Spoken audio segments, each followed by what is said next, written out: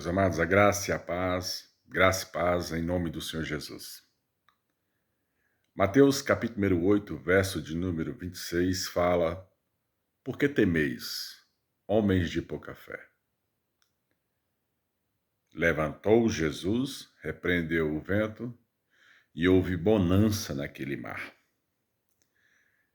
Hoje, nesta madrugada, eu tiro desta palavra uma experiência enorme e tremenda, porque muitas pessoas não realizam ali os seus sonhos ou os seus projetos porque tem medo. E medo é a fé positiva investida para a negativa. Ela inverte. Fé positiva é pensar sempre no melhor, é buscar sempre o melhor. Fé negativa é trazer palavras e enxergar sempre o pior. Por que isso? Porque fé é uma certeza. Eu tenho que ter uma certeza positiva ou negativa. Fé é uma certeza de algo que se espera, uma convicção de um fato que não se vê. Então, por fé, tudo é possível ao que crê. Então, se uma pessoa tem a fé negativa, ela vai atrair coisas negativas para ela. Se ela tem a fé positiva, ela vai atrair coisas positivas para ela. Porque fé é certeza.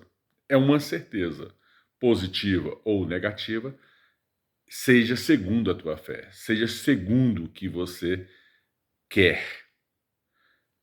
Então, o projeto de uma pessoa, ele tem que ser escrito e apresentado diante de Deus em oração e súplica. Porque quanto mais a pessoa ora, mais ela traz para si a fé positiva. Quanto menos a pessoa ora ou se distancia da casa do Senhor, mais ela traz para a vida dela a fé negativa, o desânimo, né? E ela acaba se distanciando das coisas de Deus, porque, na verdade, ela não busca ao Senhor em espírito e verdade. O salmista Davi falou assim, olha, bom é estar na casa do Senhor, né? Bom é estar diante de Deus. Eleva os meus olhos para os montes, de onde me virá o socorro. O meu socorro vem do Senhor. Então, essa fé negativa é a fé que as pessoas trazem para a sua vida, segundo a palavra, porque a palavra tem poder, coisas negativas. A minha vida, ao meu relacionamento. E aí começa a reclamação e as murmurações. Então, essa fé é negativa, porque a Bíblia fala, não murmureis, né? Não andeis ociosos de coisa alguma, porque o diabo, o vosso adversário, está ao derredor buscando a quem possa tragar. Já a fé positiva, quando eu me esforço, quando eu oro, quando eu louvo, quando adoro, quando eu vou à casa do Senhor, os anjos de Deus vêm para nos proteger, porque ele é anjo, é um espírito, é ministrador e é mandado para ajudar os que hão de herdar a salvação, conforme ali Hebreus capítulo 1, verso número 14. Então, você vai atrair para você, no mundo espiritual, ou anjos caídos da parte de Satanás na murmuração, porque o diabo está ao vosso derredor buscando a quem possa tragar, e ele veio para matar, roubar e destruir, e essa é a consequência da murmuração: morte, perseguição ou destruição da pessoa. E a consequência de você pensar, o Senhor é comigo, Ele está à minha frente, Ele quebra o grilhão, eu vou lá porque Deus vai me abençoar. A consequência é paz, alegria, gozo, prosperidade, saúde. Amém?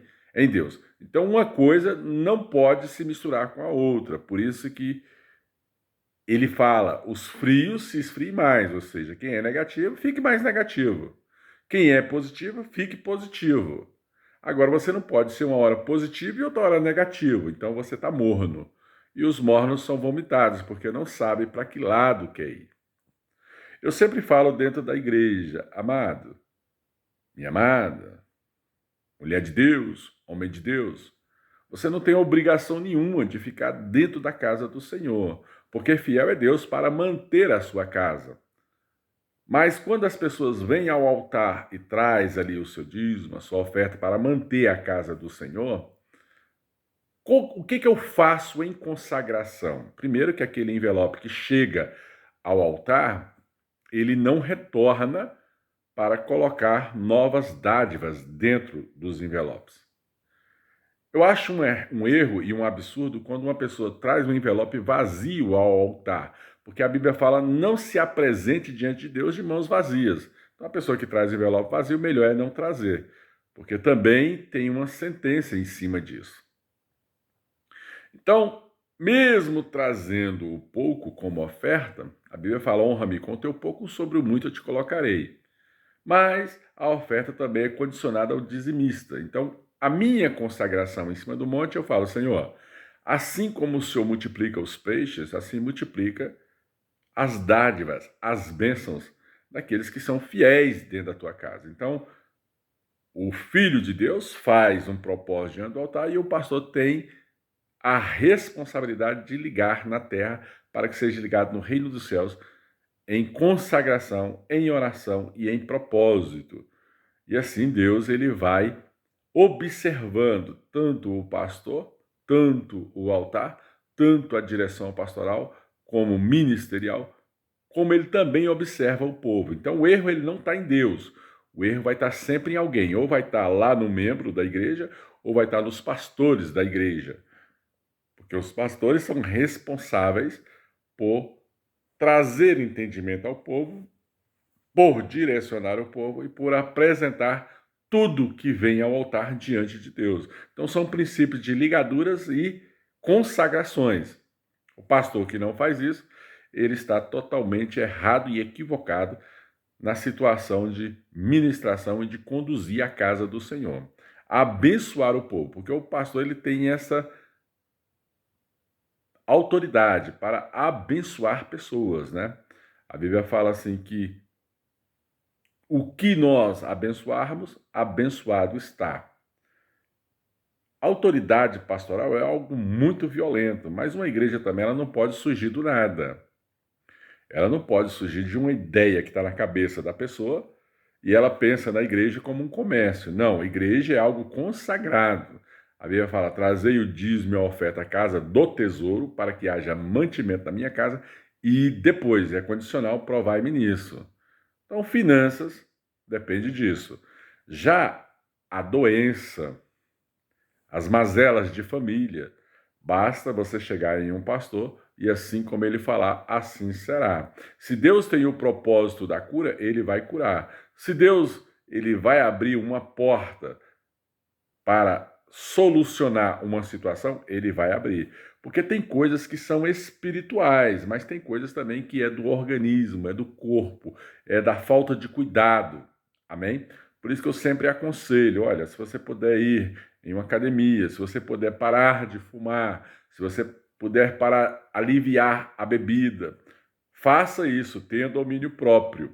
Amém? É o domínio próprio, porque tem muita coisa que prejudica a pessoa, porque a pessoa simplesmente faz de qualquer jeito as coisas e a direção da sua vida segue de qualquer maneira. Então essas pessoas estão fadadas ao fracasso e essas pessoas estão fadadas a levar muita paulada na vida.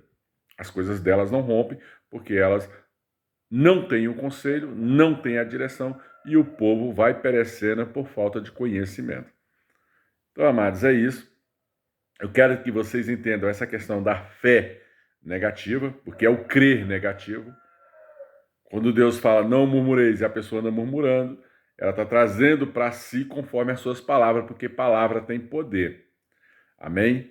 Uma pessoa que hoje fofoca de uma pessoa para você, amanhã ela está fofocando da sua vida para outra pessoa, porque ela não vai parar. Ela não vai parar de falar, ela não vai parar de fofocar. E aí você tem que ter cuidado. Quando uma pessoa chegar para você falando de outra pessoa, você já liga seu alerta. Porque palavra tem poder. E assim nós vamos controlando a nossa língua, porque na verdade, e pelo poder do nome do Senhor Jesus Cristo de Nazaré, a boca fala que o coração está cheio. E a língua é como um pequeno leme que leva um barco onde quer, e como uma pequena chama que incendeia uma floresta, conforme ali Tiago capítulo 3. Então ela leva um barco onde quer, realiza o sonho, sai de um ponto para outro ponto. A língua é assim. Mas a língua também ela tem um poder de destruição, quando ela começa a falar mal, quando ela começa a murmurar, amém? Consagrar pessoas de forma errada diante de Deus. Isso traz maldição, tanto para a vida de quem planta, como para a vida de quem está recebendo, se não tiver defesas espirituais. Graça e paz, que Deus vos abençoe, que Deus vos guarde nesta noite, pelo poder do nome de Jesus Cristo de Nazaré. Compartilhe, dê o seu like, inscreva-se no canal. Amém? Outras pessoas precisam receber palavras de sabedoria para entender a vida. E a vida não é fácil, nem para mim e nem para você. Graça e paz, meus amados. A graça e a paz. Aleluia.